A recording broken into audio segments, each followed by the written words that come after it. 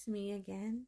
I hope you watches the other videos that I posted, and this is the part 5.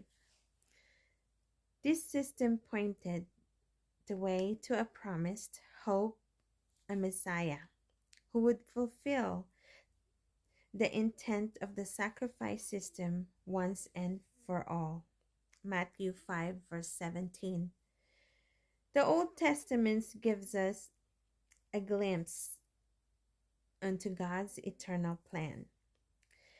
God ultimately led his people to the promised land.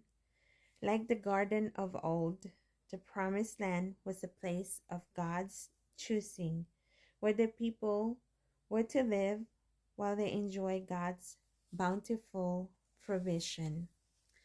God used 40 years in the wilderness to humble his people and teach them to depend on him.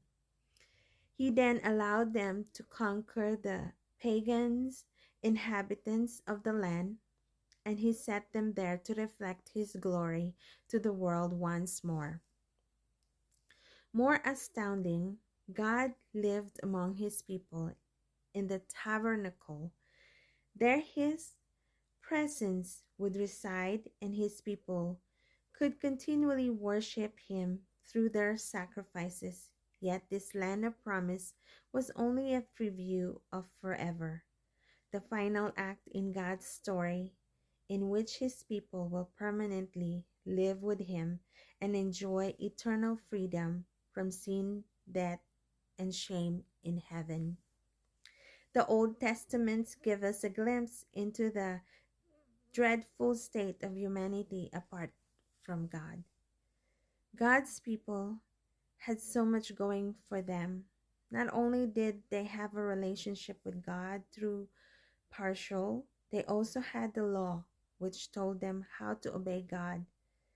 The sacrificial system that allowed them to worship God, the tabernacle where they could experience the presence of God, and the land where they could enjoy the provision of God.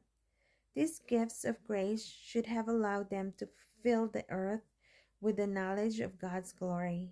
His fame was not meant to be limited to the nation of Israel. Through them, all nations would hear about the one true God and see his glory reflected in his people. The people, however, proved to be utter failures in this mission.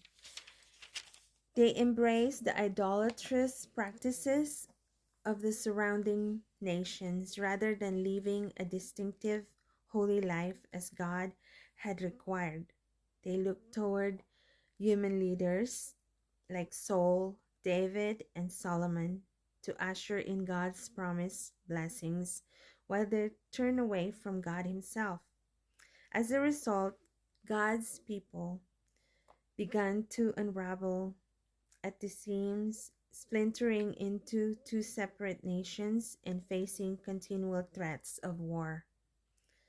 God had no choice but to judge his rebellious people. As a result, God's people were defeated by their pagan enemies and exiled from their land to become servants of ruthless masters who mocked and hated Jehovah God.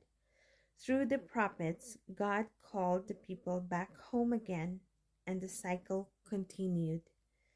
For centuries, Israel's defiance led to collapse, and collapse led to contrition. Contrition always birthed a cry for mercy, and that cry was always heard by a merciful God.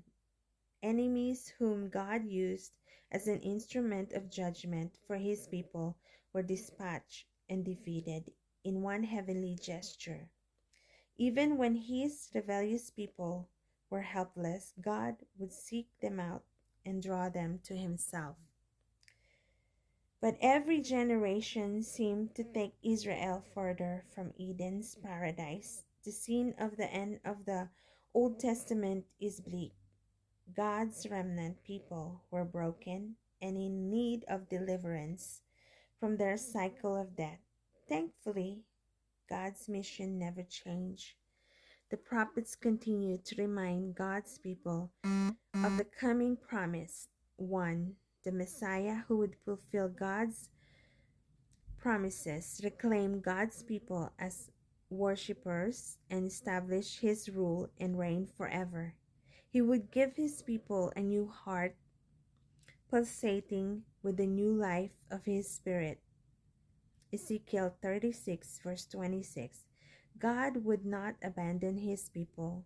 Rather, he would save them in his time and in his way. Part 6 again.